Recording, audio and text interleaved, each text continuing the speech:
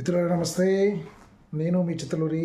Welcome back to మీ Chittaluri pen shades. మరి వారం వారం మనము హైకు కాలేజ్ అనే వాట్సాప్ గ్రూప్ ద్వారా హైకు రాయటానికి అంశాలను ఇస్తూ వాటి మీద హైకులు రాసినటువంటి వాటిలోంచి మంచి హైకులను సెలెక్ట్ చేసి మరి మీకు ఈ చిత్తలూరి విశ్లేషణ అందిస్తున్న విషయం తెలిసిందే.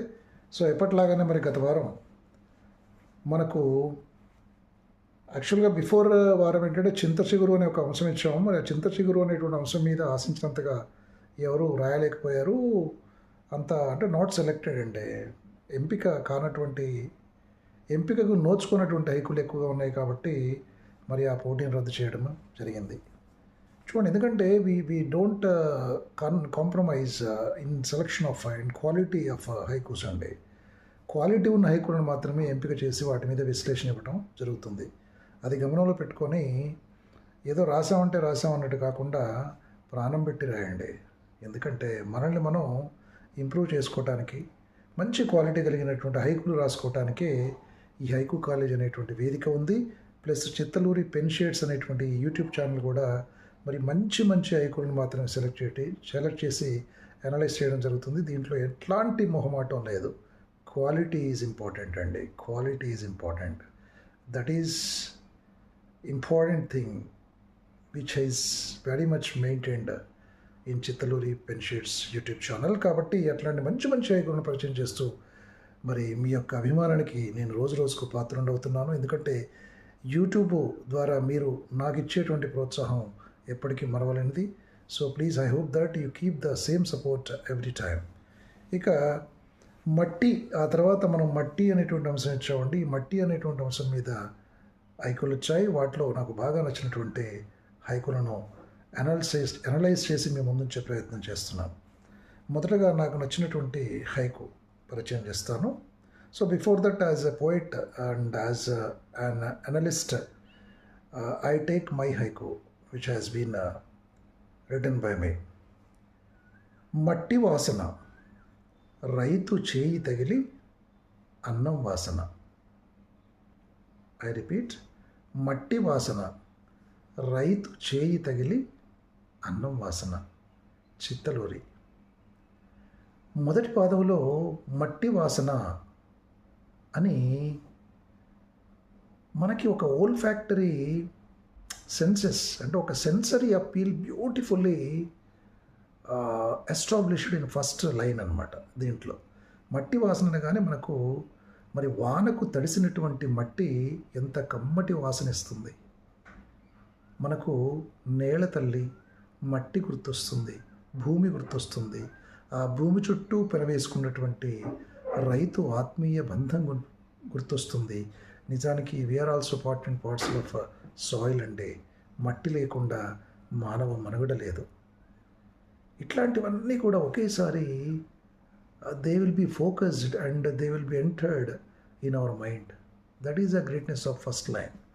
అంటే కవి చెప్పదలుచుకున్న అంశం మొదటి లైన్లోనే ఎస్టాబ్లిష్ చేశారు. That is the beauty of the poetry ఇక్కడ. అంటే మన ఒక సెన్సరీ అప్పీల్ ఏంటంటే మనకు వాసన వస్తుంది, మనకు మట్టి వాసన వస్తుంది. ఆ మట్టి వాసనను అనుభూతి చెందుతున్నటువంటి ఆ సన్నివేశంలోకి మనం వెళ్ళిపోతాం. That is the greatness of first line. ఇక రెండవ లైన్లో రైతు చేయి తగిలి అని చెప్తారు కవి. రైతు చేయి తగిలిందట. రైతు చేయి ఎక్కడ తగిలింది, ఎవరికి తగిలింది, మళ్ళీ రైతుని ఇక్కడ గుర్తు చేస్తాడు. And particularized, it has been particularized. రైతు చేయి అని చెప్పాడు ఇక్కడ మనకి. రైతు చేయి తగిలిందట. ఎవరికి తగిలింది అనేటువంటి ఒక క్యూరియాసిటీ. దీన్ని యోజన్ అంటారు. జపాన్ ప్రక్రియలో, హైకు ప్రక్రియలో యోజన్ అంటే మిస్టరీ అనమాట. అంటే which will establish a curiosity in the mind of the reader. చదువుతున్న పాఠకుడిని ఒక క్యూరియాసిటీకి లోన్ చేసి తర్వాత ఏం జరగబోతుంది అనేటువంటి ఒక ఆలోచనలోకి, ఇంటర్ప్రిటేషన్స్లోకి మనల్ని డ్రైవ్ చేయడం అనమాట. ఆ క్వాలిటీ రెండవ లైన్ ద్వారా ఇక్కడ బాగా పోర్ట్రే అయింది. ఇక మూడవ లైన్లో అది రివీల్ అవుతుంది. ఏమంటారంటే కవి ఇక్కడ అన్నం వాసన అంటాడు. మళ్ళీ మనం రీరీడ్ చేస్తాం హైకుని. మట్టి వాసన, రైతు చేయి తగిలి అన్నం వాసన అన్నాడు చిత్తలూరి. అంటే చూడండి, ఇది 3 లైన్లలో 30 పేజీల సారాంశం ఉంది. 30 నిమిషాలు ఏకధాటిగా మనం ఈ హైకు మీద మాట్లాడుకునేంత subject has been beautifully portrayed and visualized in this haiku అండి. మళ్ళీ మనకు చూడండి, బ్యూటిఫుల్ కాంట్రాస్ట్ ఉంది. మొదటి లైన్లో మట్టి వాసన అని చెప్పేసి 3వ లైన్లో అన్నం వాసన అంటాడు కవి. చూసారా, మట్టి వాసన కాస్త అన్నం వాసన ఇస్తుంది, అన్నం వాసనకు మారిపోయింది. అంటే రెండింటిని ఒక సెన్సరీ అప్పీల్, అంటే ఒక smell, the fragrance of soil అని చెప్పి మొదటి లైన్లో, మరి చివరి లైన్లో అన్నం వాసన అన్నప్పుడు వేడిగా అన్నం వండిన తర్వాత ఆ అన్నం నుంచి వచ్చే వాసన చాలా అద్భుతంగా ఉంటుంది. ఆకలితో ఉన్నప్పుడు అది అమృతం కంటే ఎక్కువగా ఉంటుంది. అంటే చూడండి, మొదటి లైన్లో మట్టిని చూపించి మట్టి వాసన ద్వారా 3వ లైన్లో అన్నం వాసన అంటూ మళ్ళీ మనకి అన్నం దగ్గరికి తీసుకొస్తాడు, మనం తినే ఆహారం దగ్గరికి తీసుకొస్తాడు కవి. That is the greatness of the poetry అండి. అంటే he has captured a beautiful moment. ఈ మ్యాజిక్ అంతా ఎక్కడ జరిగిందట? రైతు చేయి తగిలి అని 2వ లైన్లో చెప్పాడు. రైతు చేయి తగలటం వల్ల మట్టికి, ఆ మట్టి వాసనకి అది కాస్త అన్నం వాసనగా మారిపోయింది. అంటే ఈ రైతు చేయి తగలటంలో ఉన్న మ్యాజిక్ ఏమిటంటే, మట్టి వాసన కాస్త అన్నం వాసనగా మారిపోయింది. అంటే మట్టి అన్నం అయింది. అంటే మట్టిని అన్నం చేసే గొప్ప మాంత్రికుడు రైతు. That is the magic of a farmer. చిన్న మట్టి, గుప్పెడు మట్టి, పిడికడు మట్టిని ఇస్తే చాలు, దోషుడు అన్నాన్ని మనకు తయారు చేసిస్తాడు. దాని వెనుక రైతు చేతుల శ్రమ ఉంది, రైతు చెమట చుక్కల శ్రమ ఉంది, రైతు యొక్క గొప్పతనం ఉంది. రైతుకు తెలిసిన మ్యాజిక్ అదే కదా. గుప్పెడు మట్టిని ఇస్తే చాలు, దోషుడు అన్నాన్ని తయారు చేసి మనకిస్తాడు. అంటే మట్టిని సాగు చేసి, నీళ్లు పెట్టి, పొలం దున్ని, గింజలు నాటి, పంటను పండించి, వరి ధాన్యాన్ని పండించి మనందరికీ ఆహారాన్ని ఇస్తాడు రైతు. ఒక రైతు యొక్క ఔరాన్ని, ఆ గ్రేట్నెస్ని, ఆ గొప్పతనాన్ని 3 లైన్లలో చాలా అద్భుతంగా చెప్పినటువంటి చాలా మంచి హైకుగా దీన్ని చెప్పుకోవచ్చు. అందుకని హైకులో ఎప్పుడైనా సెన్సరీ అప్పీల్, మన యొక్క 5 సెన్సెస్ని హైప్ చేసేటువంటి ఒక ఎవొకేషన్, ఒక ఇంపాక్ట్ఫుల్గా, ఒక విజువలైజేషన్ లాగా, అంటే we should feel, it has to make us feel. ఆ అనుభూతి ప్రపంచంలోకి మనం వెళ్ళాలి, ఆ దృశ్య ప్రపంచంలోకి మనల్ని లాక్కెళ్ళాలి. సో దట్ ఈస్ అప్పుడు అట్లాంటిది గొప్ప హైకుగా మన ముందు నిలబడుతుంది, మనం మళ్ళీ చదువుకునేలా చేస్తుంది. అందుకే I really appreciate the haiku poet Chittaluri. అదేనండి, మరి నాలో ఉన్న హైకు కవిని నేను అప్రిషియేట్ చేయకుండా ఉండలేను. మట్టి వాసన, రైతు చేయి తగిలి అన్నం వాసన.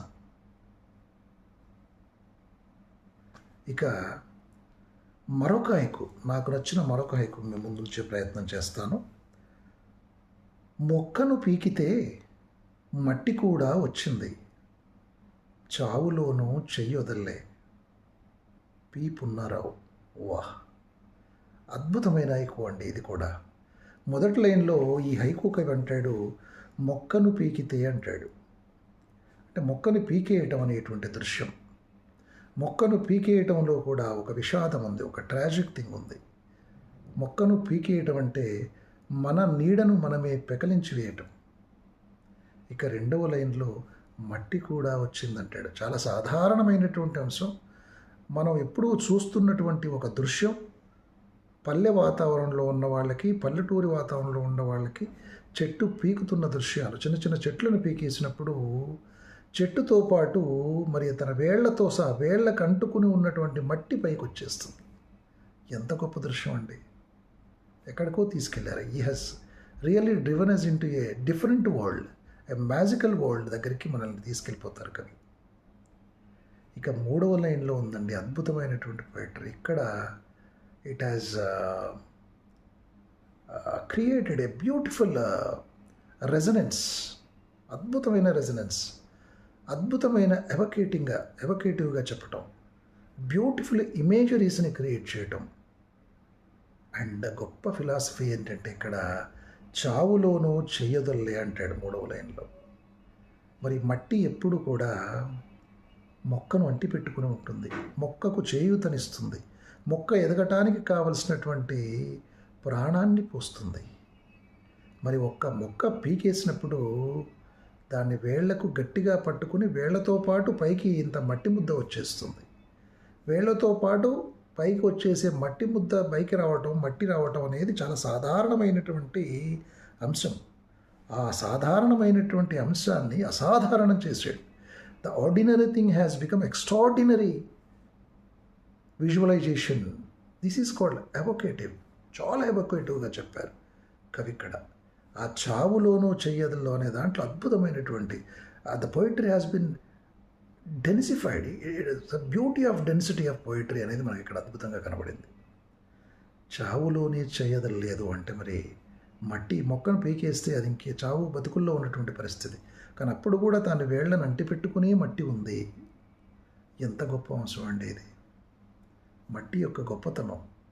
ఈ మట్టి అన్నప్పుడు ఇక్కడ కేవలం మట్టే కాదండి, మానవ సంబంధాల్లో కూడా గొప్ప ప్రేమికులు ఉంటారు.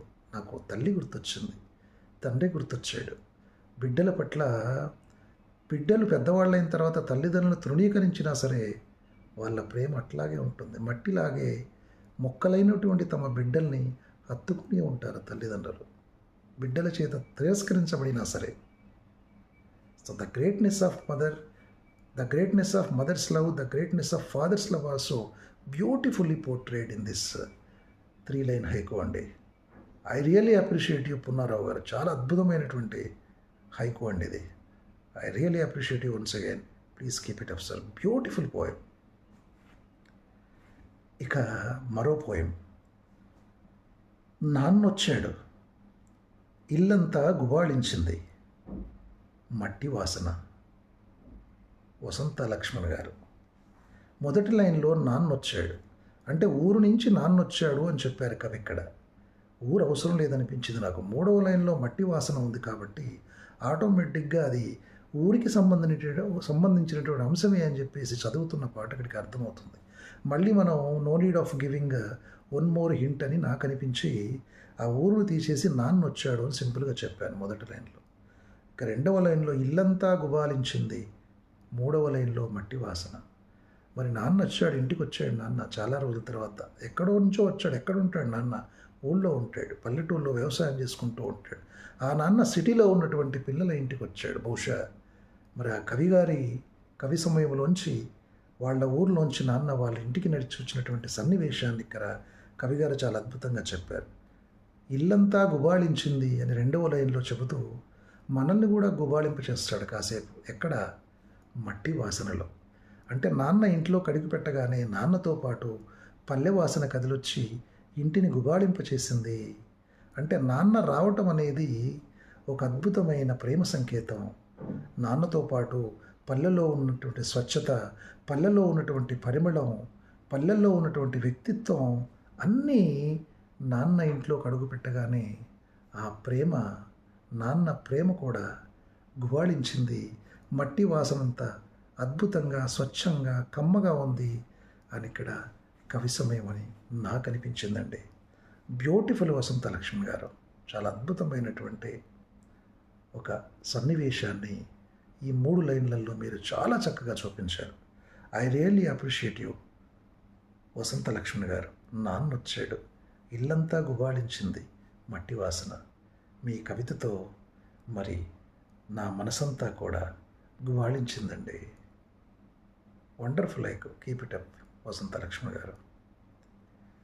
ఇక నాకు నచ్చిన మరొక హైకు. ఏం మాట్లాడుకునేవారో పొద్దస్తమానం పొలం దగ్గరే నాయన. ఏం మాట్లాడుకునేవారో పొద్దస్తమానం పొలం దగ్గరే నాయన. తిప్పాన హరిరెడ్డి గారు రాసినటువంటి హైకు ఇది.